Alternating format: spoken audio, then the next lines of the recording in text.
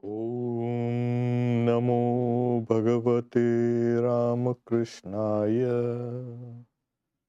Om. Salutations to Bhagavan Ramakrishna. Part 6 of Girish Chandra Ghosh.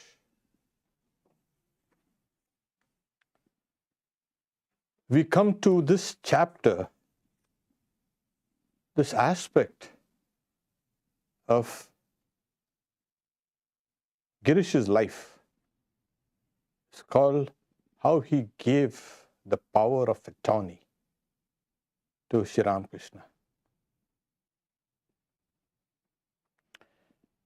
It is also the very main theme in spiritual life. One day we will have to come to this state as we discuss it. It is also the very essence of spirituality. What is the power of attorney? In the gospel, it is written, Am Muktayar, Muktari. And Swami Shardananda, in his book, Divine Play, he calls it Vakalma. Both these are Persian words because a lot of influence was there. It was an administrative language in India, in many parts of India, and certain words entered and were absorbed. So, the power of attorney. What is the power of attorney? It's a legal instrument authorizing one to act as an attorney or agent of the grantor. This is a simple legalese. One of the things that Sri Ramakrishna did not really appreciate was lawyers. But then his chief disciple himself was a lawyer. And he used to use such words as giving the power of attorney. So we can see that this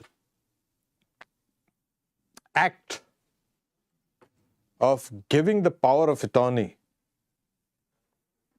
is significant, both for Sri Ramakrishna to prove that he can redeem people who surrender to, and also to Girish, that not only Girish but to all of us, that we can become freed if we just go and surrender. But surrender is not easy, as Girish has found out. At the very end of the Bhagavad Gita, Krishna tells Arjuna, Sarva dharman parityajya mamekam sharan, giving up all dharmas, take refuge in me. He could have said it in the very beginning. No, he didn't. He had to make Arjuna go through all this entire exercise and then finally say, I will then lift you from all sin. So, generally a power of attorney is the person is incapable of handling one's own, you can say, affairs. So he gives the power to do that to somebody who's trustworthy, etc.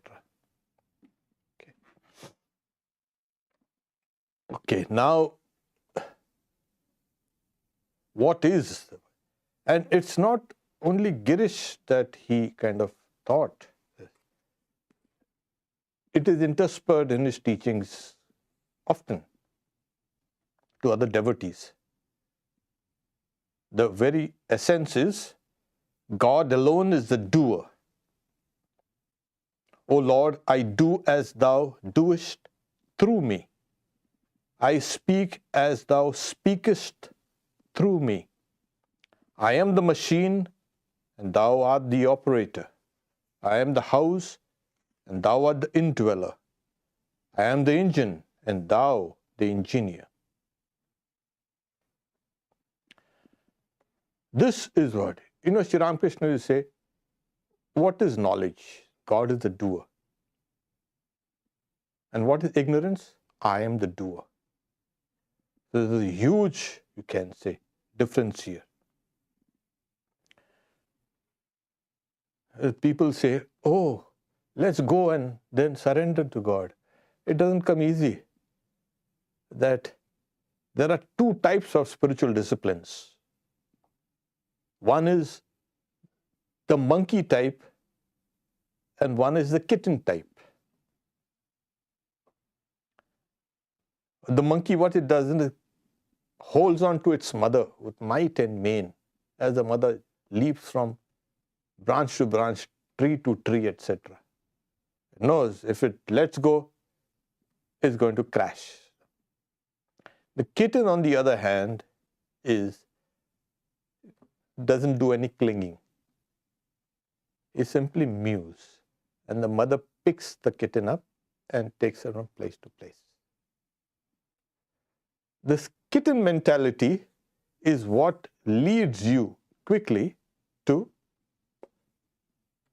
surrendering oneself. At the same time, it's not that the kitten is only doing mew, mew, mew, and yeah, that's the final stage. So there are some aspirants who are like the kitten, and there are some who are like the monkeys, and they will calculate, oh, I have to meditate for so long, and I have to count my japa for so much, and I have to do this, and I have to do that. Everything is kind of systematized. So these are the monkey types who will keep on doing all these things. So Sri Ramakrishna saying, in 1884, October 19, a member of a Brahmo Samaj, who was a judge also, says, the judge says, "Sir, I'm a sinner. How can I say that God dwells in me?" Yeah, that's a big question. Master, that's the one trouble with you Brahmos. With you, it is always sin and sin. That's the Christian view, isn't it? Once a man gave me a Bible, a part of it was read to me, and it was full of one thing, sin and sin. One must have faith to say, I have uttered the name of God. How can I be a sinner? This is what it is.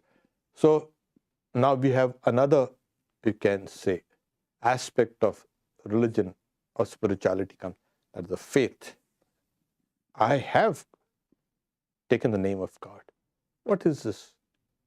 I'm a sinner, I'm weak, I'm this, I'm that, I'm a fool. Not only that, I am all the negative things in the world, they are all embodied within me. That is what becomes of me then. So the judge then he asks, "Sir, how can one have such faith?" Have passionate love for God. Pray to God in secret with yearning.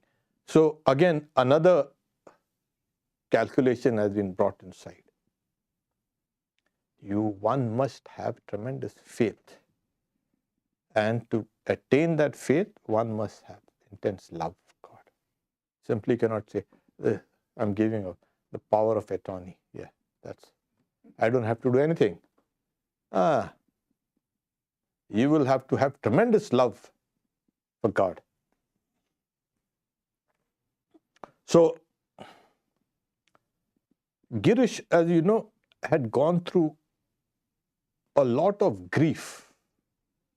His brothers and sisters passed away, and he was He was witness to it. As when he was young, then his wife, his first wife and his child also passed away. But one thing was a hallmark in Girish's life. There was no hypocrisy. I say he was pretty truthful. What he felt, he said. And that is why he was the only one who was fitted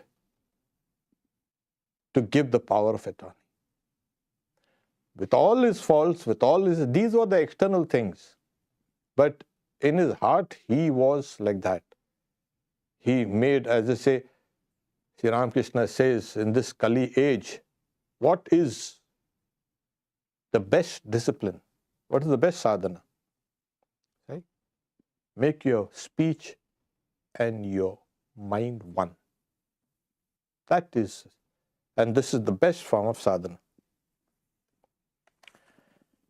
So, news had spread. Oh, Girish, such a guy, such a character. And he was well known in that city and in the surrounding areas as what he was, a drunkard, a debauchee, and you can say a drug addict, etc., etc. And he cared for none. And he has given the power of attorney to Sri Ramakrishna. So his guru, Sri Ramakrishna, has taken all the responsibilities. There were others also thinking that they also could just give up their responsibilities and be free. So that is not what actually happens. There are very serious implications about this power of attorney, because it's a nature of human beings to follow the easiest method. We'll see, generally people want to avoid their responsibilities. And then they say, oh, the whole world is against me, and this and that, and I'm this, I'm that. But you see, at the heart of all their complaints, they have been running away from responsibilities. That will not do. So you will have to face the consequences. We'll discuss it, how Girish Ghosh understands these implications. So after he had surrendered to Sri Ramakrishna, then he says, now what do I do after this? Why? Keep on doing the work that you've been doing all through. You don't have to stop anything. Oh, I've given up everything, so I don't have to do anything. No. In fact, after giving the power of attorney, you got to double the work. Now, this is not known. People think, I've just given it away and I don't have to bother. I don't have to do anything. That can never be the case. So, but he says, you remember God morning and evening. Now, Girish was in a quandary. I don't know when I wake up, because he used to sleep late. He was in the manager and the director and the theater people, how they are. So there is no certainty about whether I can take God's name morning and evening. And he's perplexed. He's thinking, sometimes I don't even sleep the entire night. Sometimes when I sleep, I wake up late. And he is thinking, now this is a difficult situation. He's saying, if I don't follow my guru's instructions, it will be a fault. And he didn't want to again create more trouble for him. So he kept quiet. And then he said, anyone else would have, you would reflect, anyone else could have done that. Take God's name just morning and evening when you wake up before going to sleep. So then he says, Sri Ramakrishna looks at him and says, then he says, okay, admittedly, you're not ready for this also. Can you remember saying, God, at least when you eat or anytime in the evening just before you sleep? Again he says. First he said morning and evening. No. Now he's like, before you eat. Again Girish is now confronted with this dilemma. Because there's no fixed time for him to eat and there's no fixed time for him to sleep, as we have discussed. His entire life centered around the theatre. And things did not run according to schedule. And he was constantly engaged with hundreds of people, actors and actresses and, artists and musicians and script writers. Oh my God. The amount of work he used to do was tremendous. And then he kept quiet. He's saying, and it was very embarrassing also. He gave him 2 chances. And yet he couldn't say, any one of us, oh, morning and evening, yeah, sure, no problem. I will do that.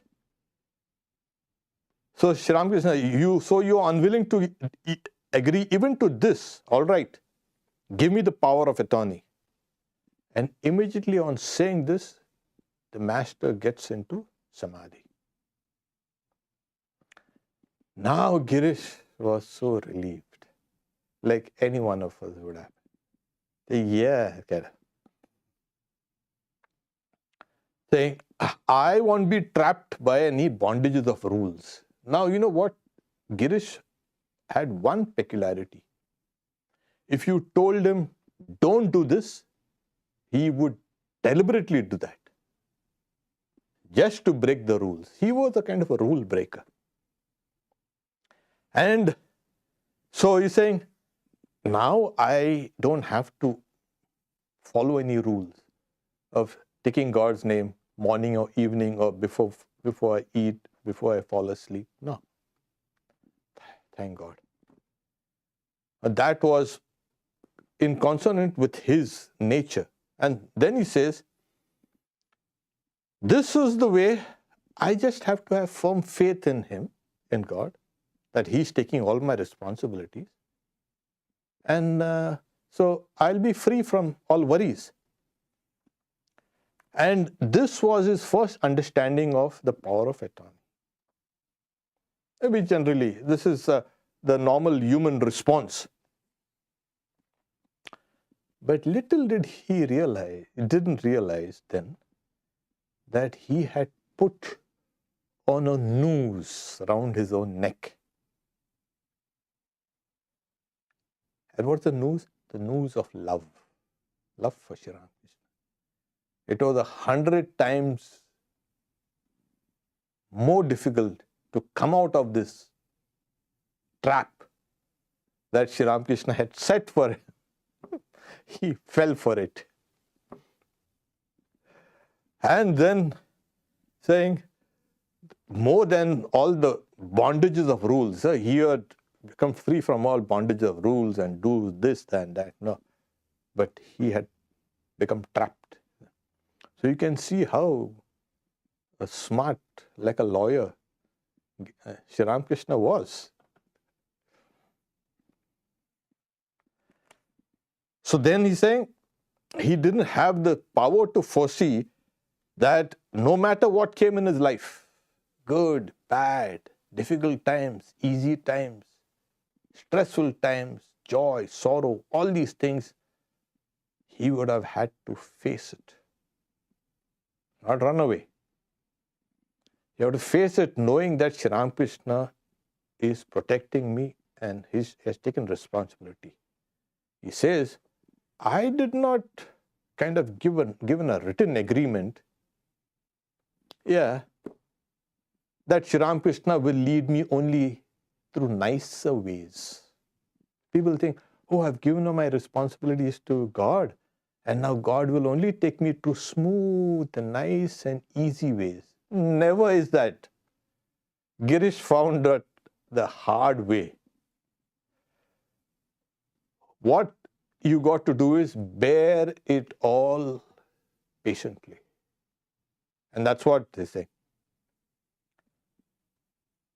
So, even in the Bhagavad Gita, Tang Sitikshasva Bharata, you forbear it patiently, Krishna tells Arjuna. You got to. So, this is what he's saying. At the same time, what happens is, now he is going through life with its ups and downs, and he led a very intense life. Because first is, he was extremely emotional, he was intellectual also.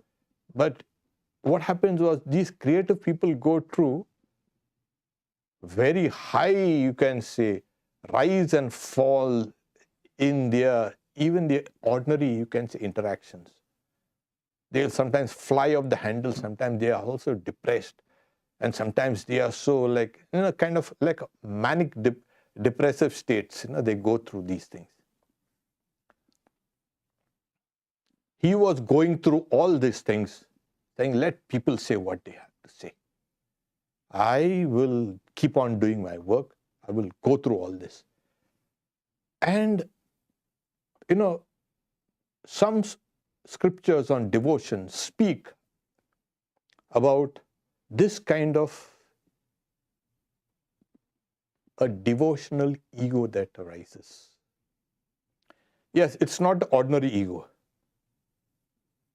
It's now based on love, on faith. And this ego then is saying, whatever happens to me, I have got God with me. So this Girish had developed this mighty, you can say, spiritual ego also. This is not, it does not come to everybody. It is a result of, again, great good fortune, or you can say a lot of spiritual practices that one can say. Sri Ramakrishna also gives the example of the hero Vibhishana, Ravana's brother, who was on the good side. So he used to say, this head has bowed down at the feet of Rama. It's not going to bow down in front of anyone else. So this is a kind of, you can say, a spiritual identity that one has built. And this is extremely important in all spiritual practices. You have to build an identity on this spirituality. The old identity that you have built all along, which you are building, is not going to lead you to liberation or devotion or knowledge or anything. In the idea of spiritual practices is to build up an identity based on your real nature.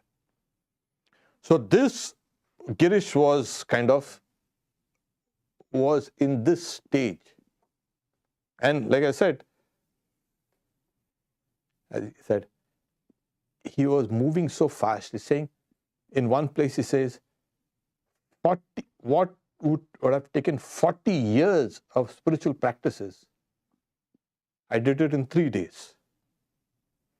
So, because he used to spend his entire night at the Kali temple singing the praises of the mother. So when he took it upon himself to do something, he saw to the very end of it. And in this stage, as your new identity is being developed, you become spiritually, you can say, as I say, free. In the sense of free from worries, etc., etc. What's going to happen to me? Death will come. What about my future? And The past is all gone away. The future, Sri Ramakrishna will take care of me. So he was leading Girish Ghosh through this. Of course, Girish also needed to be brought in line at times. So, for a kind of trifling manner, regarding a trifling matter, Girish says, well, I'll do that. So Sri Ramakrishna had pointed, what do you mean? You will do that? Suppose you don't do that? Say, I'll do that if God wills. And this is saying, this Girish understood. And then he said, that's right. When I've been given, I have given my power of attorney, given away all my responsibilities to God and the Guru. So I should not put my own old sense of self, even if it is your spiritual self involved. So Sri Ramakrishna again was now slowly training him with it. So this Girish, as you know, he was very sincere. Every time he was doing something, he used to remember Sri Ramakrishna. So his thoughts, his words, his deeds, his dreams, and everything was now filled with Sri Ramakrishna. Every time he took a step, he saw the figure of Sri Ramakrishna. In his mind, of course. And this is a spiritual development that people would have given their arms, or even their legs, or even 2 arms or legs, to constantly think of Sri Ramakrishna at every moment of life. This is what is the consequence of giving the power of attorney. You have to constantly think, you've got to constantly be alert. You cannot have 2 things going on. Oh, I'm doing it, no problem. No. You can find that God's will now is, as it were, working through you. There is, towards the end, he says, I didn't know that it was so difficult, giving the power of attorney. Every other spiritual disciplines, like say japa or meditation or this and that, there will come a time when it comes to an end. Your spiritual practices, as it were, come to an end. But then you find people still doing spiritual practices. That's because of that past momentum that has carried that has molded that person's body and mind. That's why you find Sri Ramakrishna also, though he had attained everything, yet at the same time he used to do japa and pray and this and that. And once Naren, that is Swami Vivekananda later, so he says, what? He still goes to the Kali temple. He should have finished it off.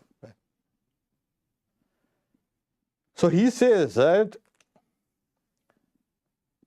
giving the power of attorney, there is no end to your spiritual practices and to your perfection. Because sadhana leads to siddhi, perfection. Spiritual disciplines leads one to perfection. The practice makes perfect, as you say. So here he is saying, I have to watch every step and with every breath determine whether I am depending on God or performing all my actions through His power through me. That's flowing through me. This is now Girish's state of mind. And then he's saying,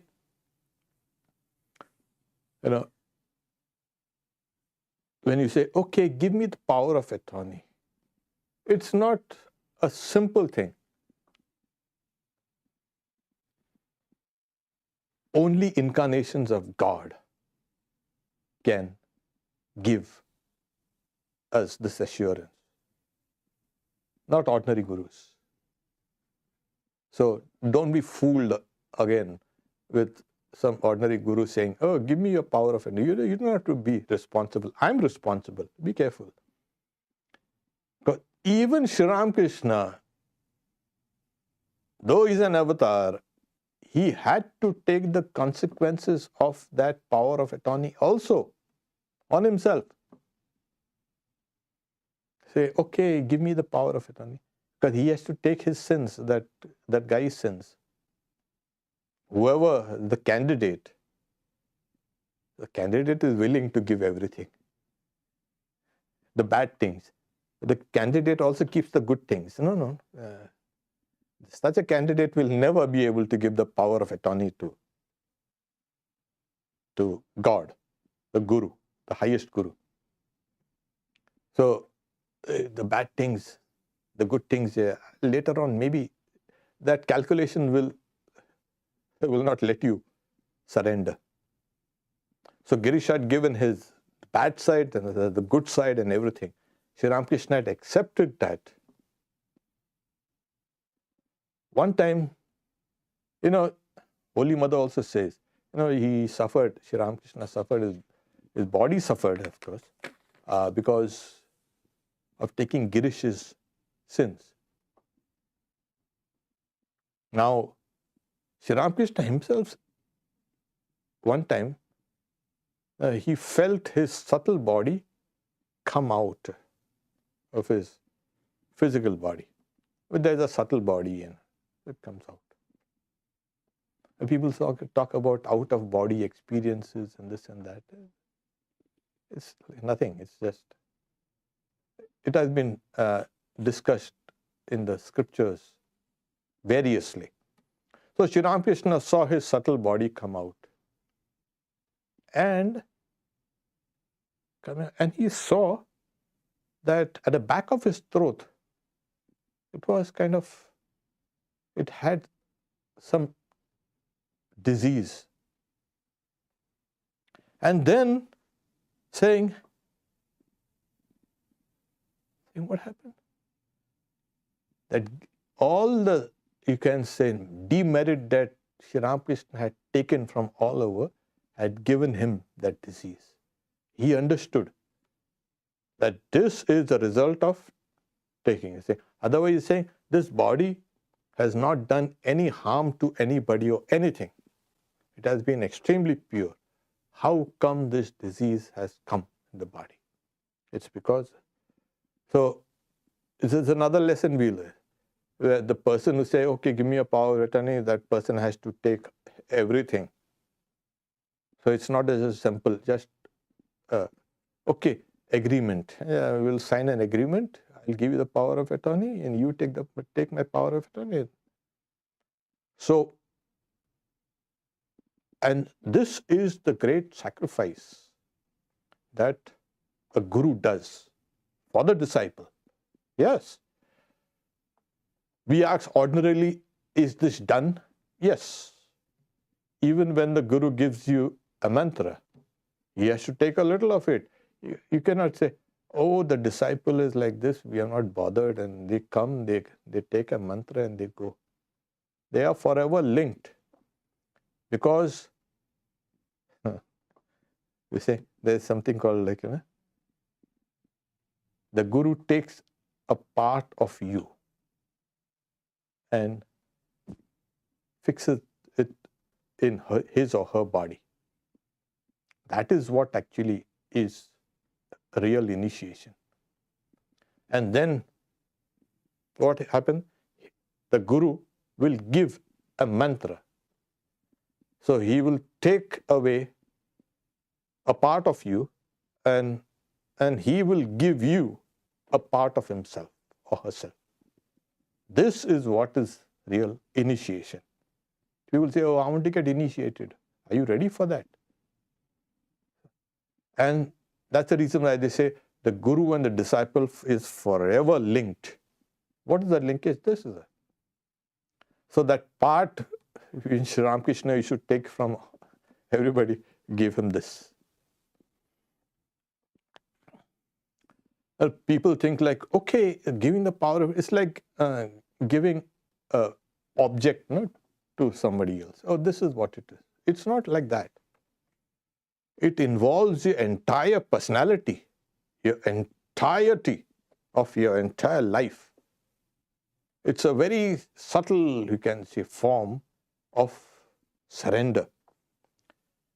So generally people say, okay, we will do a little spiritual practices. And you know, when we do spiritual practices, when anyone does spiritual practice, at the end of the spiritual practices, like either in the morning or evening or wherever, you have to take everything and offer it to back. And it is essential. So people think that, okay, we will do everything. We will give away, you can say, bad things, keep the good things. And when they give, they offer everything at the end with a prayer. They still expect that I should get some returns. I've done so much. I should be getting something. Nothing is happening. What's happening? What happened? God is... So the anticipation, that hankering for results also has to leave you. That's why he's saying the power of attorney. Oh my God, it's a big, big, big thing. So the condition, as he said, to give the power of attorney, you have to have intense love, zeal in your spiritual practices. Yes, not only zeal, that constant perseverance. If you don't have these qualities, it's just not possible to surrender. Because you know, oh, I'll do a little of my spiritual practices and I'll offer it, and then I will kind of buy God's grace or God's love. No, it's not like that. There's no transaction here. You have to keep on plodding and plodding. And even if you have to cut yourself, bleeding to death, you got to go through it. You have to cut through obstacles as huge as mountains. You've got to do that. And this is what. So it needs an indomitable effort. Because when you love God, when you understand that this is what is impelling me, you will put in more effort. So this is what they say. And Girish Ghosh was doing that. So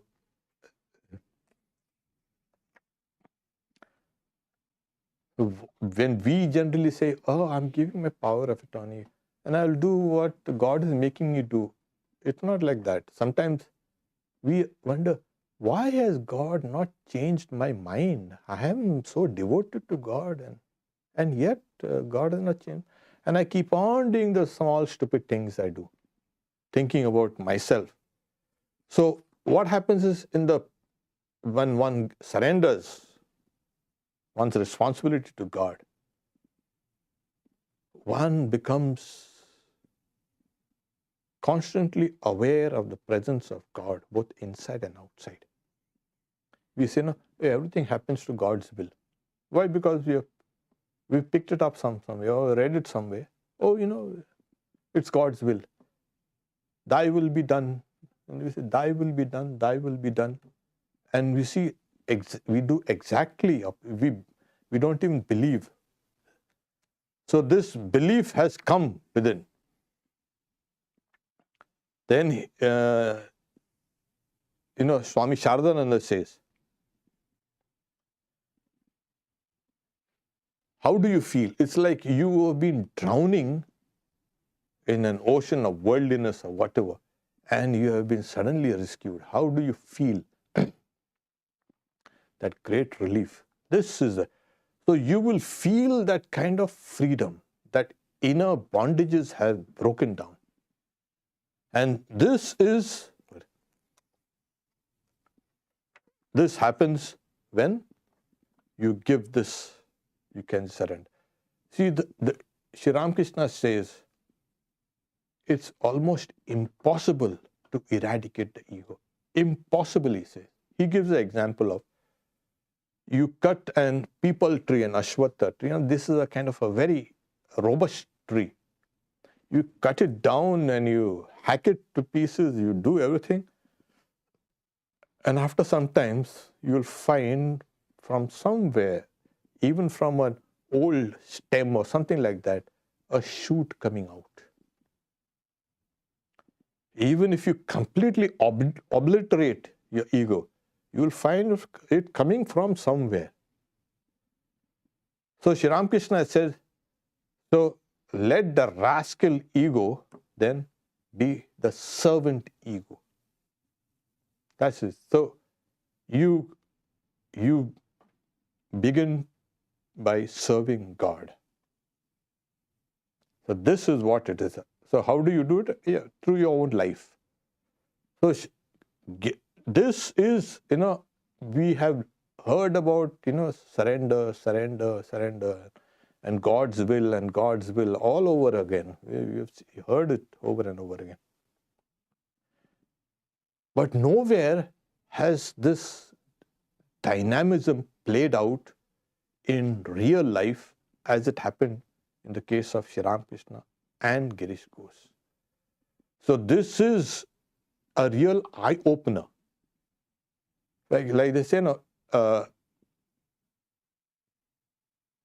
spirituality should be kind of made clear.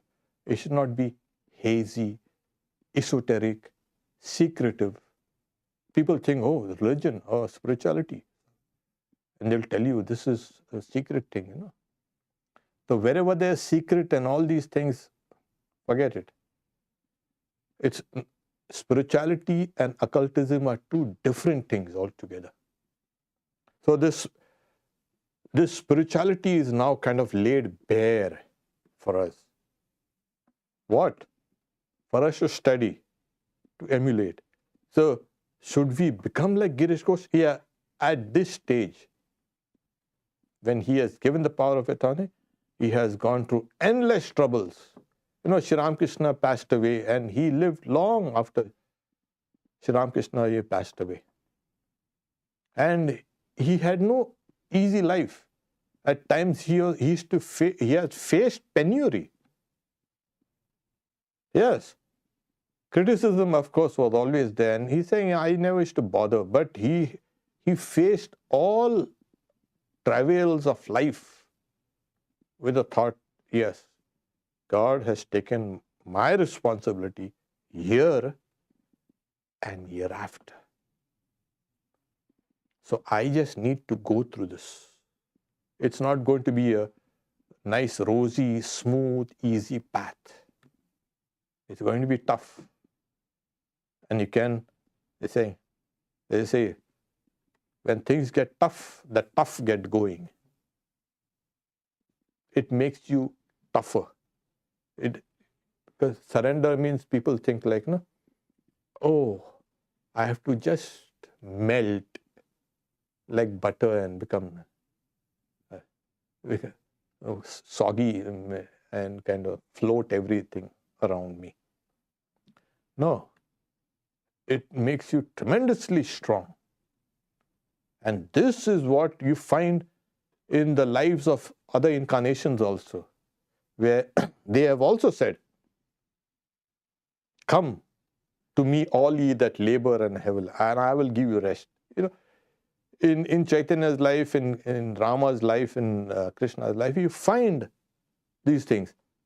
They say, come here, just give yourself up to me, and I will take care of it. God has to take care of this entire creation. And what is a creation? He has to be creating, he has to be looking after it, and he has to be destroying it, recycling the whole thing, and over again. So in this, people generally want to avoid pain and go towards happiness. Both these tendencies in human life and mind have to be cut off. I will neither seek nor avoid. Anything that comes, let us come by the will of God. as Sri Ramakrishna, by the will of Rama. Everything happens by the will of Rama. Okay. So this is this great, you can say, aspect in not only in Sri Ramakrishna's life and in spiritual life in general, in Girish's life. It's an object lesson for us. As I said in the beginning, there will come a time when we have to come to this stage. All of us, I mean those who are serious spiritual aspirants, all. Imagine all of us doing that. Then we must be ready for this. So here is Girish's life as a perfect, you can say, illustration of this, the greatest truths in spiritual life. Okay. We stop here for questions before we can go into it.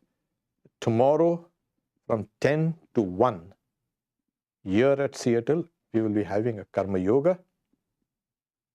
We will be working inside. Please get, if you like to snack, please get your snacks. We also have on Sunday, Swami Avikarananda. He will speak in faith in oneself, faith in God at 10 a.m. We have also Mother's Children at 9:50. And in the evening, we have Ram Now. So you've got a nice, busy day tomorrow and the day after.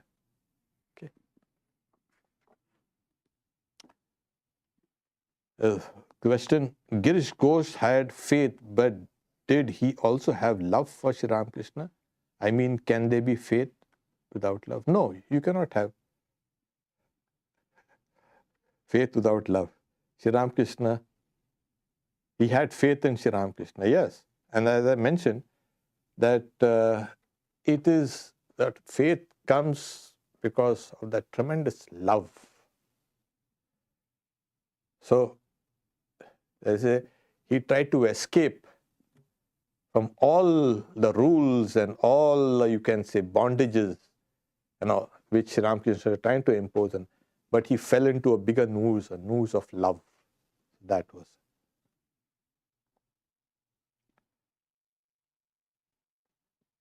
If I think the Girish knew the master will suffer because of him, he would not have given the power of attorney. Yeah, who knows? But it was not only Girish's demerits that he was taking. He was taking things from all over the place. But yes, because he had so much love. In fact, Girish Ghosh had the power to cure diseases just by faith. And he did try to cure Sri Ramakrishna. At that time, Sri Ramakrishna was in Kashipur. And Girish said, I am going to cure you. And, he approached Sri Ramakrishna. I say, get this guy away from me. And what? You're not cured yet? Jai Kali, I will pull that disease. And he was not making a fool of himself or whatever, but he, as we have seen in previous, you can say, classes, he could and did cure people of their diseases. So if he knew there, he would have cured Sri Ramakrishna, he wouldn't have given also. I read in the Gospel that Sri Ramakrishna told Girish that one who thinks that he's a sinner becomes a sinner. So one should not think this way. Could you explain? Yes, Sri Ramakrishna, not only Girish, this standard, he's saying. The wretch who thinks and calls himself as a sinner, verily becomes a sinner. Think of yourself as the child of God, you will be a child of God. So constantly dwelling on sin. Swamiji also said, it's a standing libel on human nature. Sin? What is sin? He's saying, Ye are the children of immortal bliss. So this is how you have to build your spiritual personality. If you keep on saying, oh, I'm a sinner, you look, I'm a sinner. Because it's a standard phase in Vedanta, even Buddhism. As you think, so shall you be. It is thought that sculpts your deeds. So there it is. So it becomes, you constantly think of it, as you say, you embed it more and more within you. So he was always against this idea of calling oneself a sinner, and that's a great relief to know, in the sense of, whatever happens, okay, I'm a child of God. I don't do. If I am in pain, then if it is wrong to ask for relief, or should I just be like, let me suffer because the master wants? Yeah, this is what it is. Swamiji will say, mother is a pain, mother is a disease. If it's going to take me out, let that disease take me out. It needs, a very heroic kind of attitude to have this kind of faith, as I said. Yes, but at the same time, it's not that, okay, I don't go to the doctor. No, you go to the doctor. Sri Ramakrishna himself goes to the doctors. So, at the same time, don't be complaining about it. Bear it patiently. Like I said, the fortitude. Let's see how much stuff you have. Because it's only a weak mind will keep on grumbling and complaining, and the weak mind has a grudge against everything. A strong mind will not have that. Let's see how much stuff I have. I'll forbear it. So if you are in pain, you can pray for relief, don't worry.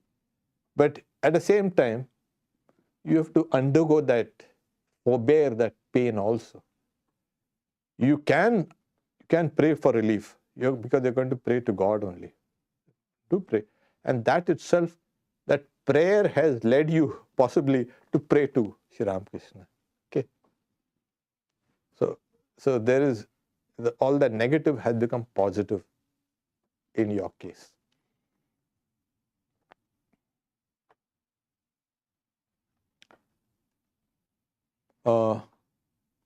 Is taking sannyasa, giving power of attorney to God. Oh my God. No, it's not necessarily. In a way, yes, you're right.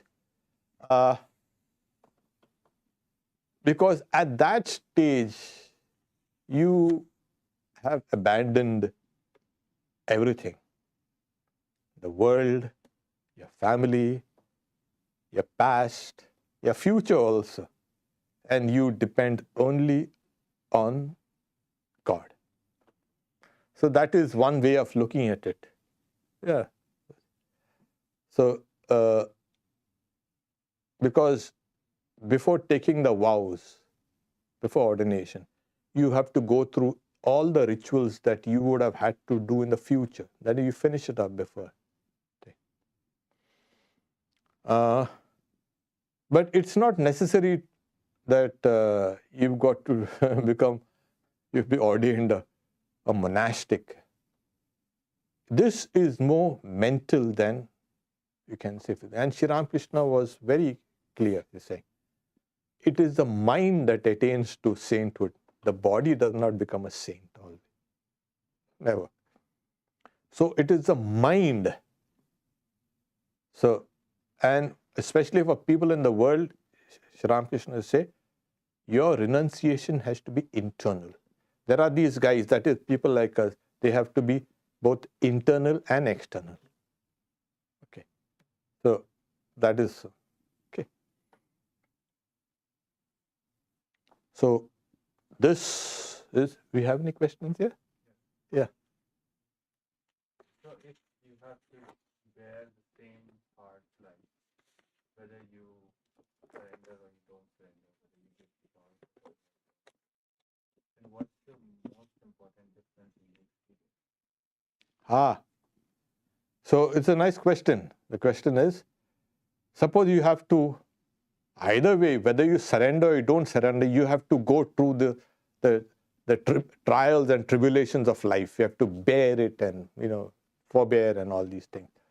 So why bother of giving the power of attorney to God? So what's the difference? Oh, there's a big difference. In one, you are caught in the sense of when you give the power of attorney to God, what happens is your thoughts and words and deeds is suffused with that thought of God. So it is very easy for you to overcome these trials and tribulations and not look at them as inevitable, you can say. When you have a life to live, you have to undergo all these things. So your body will undergo all these kind of things, but your mind will become extremely free. That is what.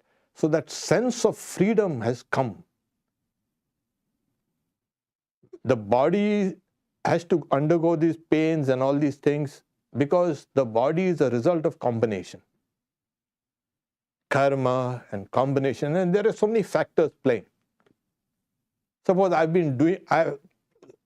had a kind of habit which has led me to some kind of pain here. So I'm not going to grumble. He's saying, look at what you did. So these things are inevitable.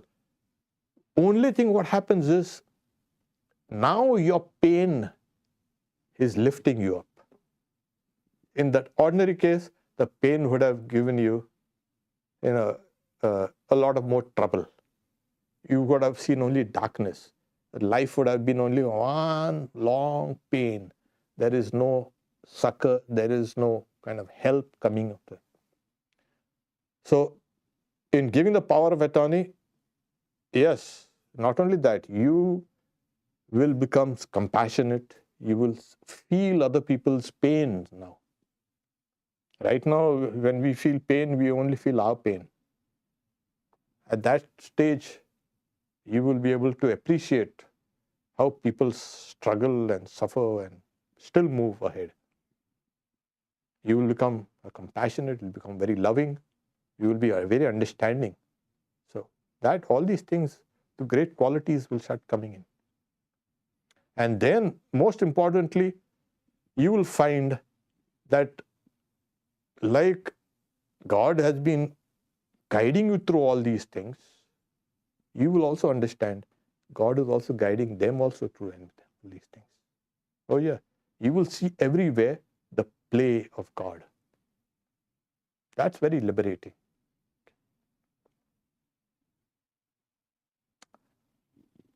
So, yeah.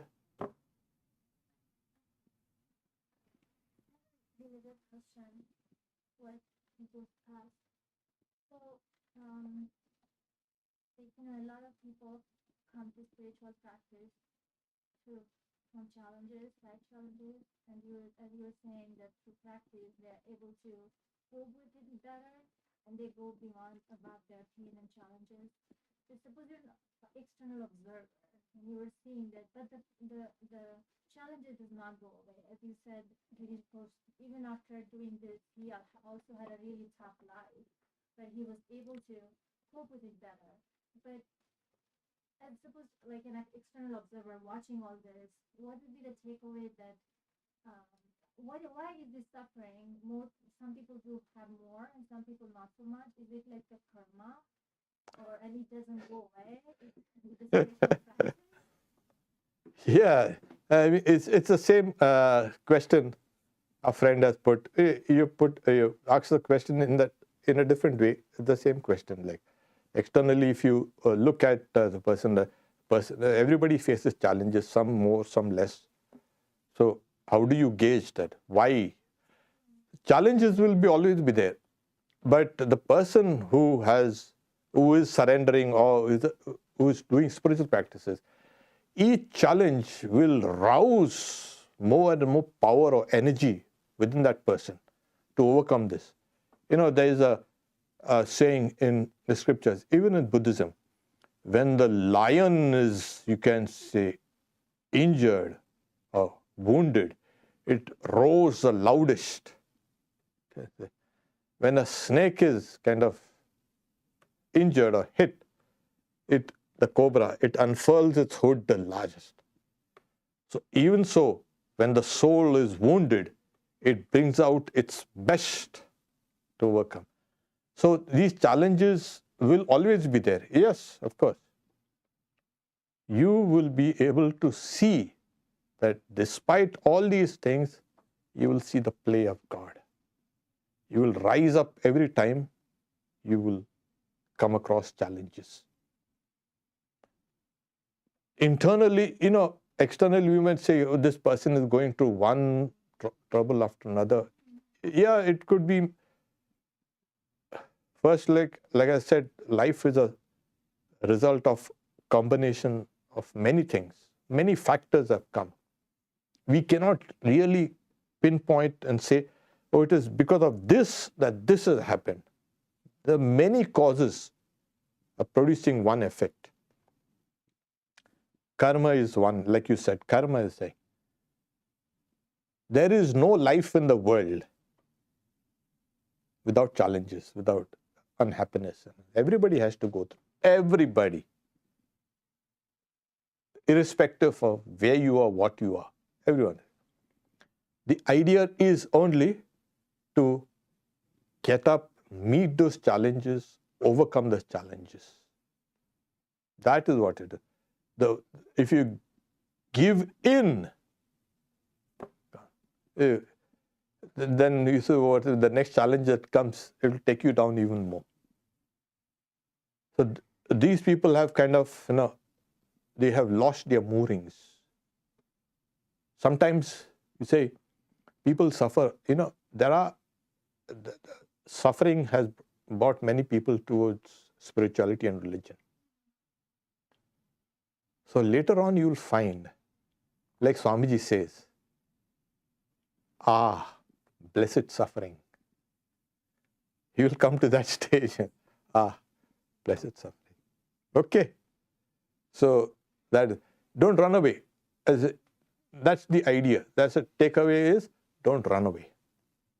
Stand your ground and face challenges. Swamiji, one time, he was in Benares and he was near that, temple of Durga. And he was crossing that strip of road there. It's not a road, it's just a kind of open path. And, in Benares, you get a lot of big monkeys, huge monkeys. And I don't know what, they took a fancy for Swamiji and they started converging towards him and trying to attack him. And they were pulling at his clothes, and Swamiji, to avoid them, he started running. And the moment he started running, the monkeys became emboldened and they ran in pursuit. There was another monk coming from the opposite side, saying, "Stop, don't run, face the brutes." And Swamiji, he turned and faced the brutes, faced the monkeys. And the moment they saw him turn and face them, the monkeys fell back. And that was the big lesson that he's saying. This is it. You will always find that all these things will come to you, but face the brutes. So in our order, it has become a kind of standard phase. Anything happens, face the brutes. Even when somebody is coming and scolding you, face the brutes. Okay, what are you going to do about it? Yeah, face it. So it's always face the brutes, face the challenges. So that has become an essential part in fact, in his Karma Yoga. Saying face the brutes. Okay. Om Shanti Shanti Shanti Harihi Om Tat Sat Sri Ramakrishna Arpanamastu.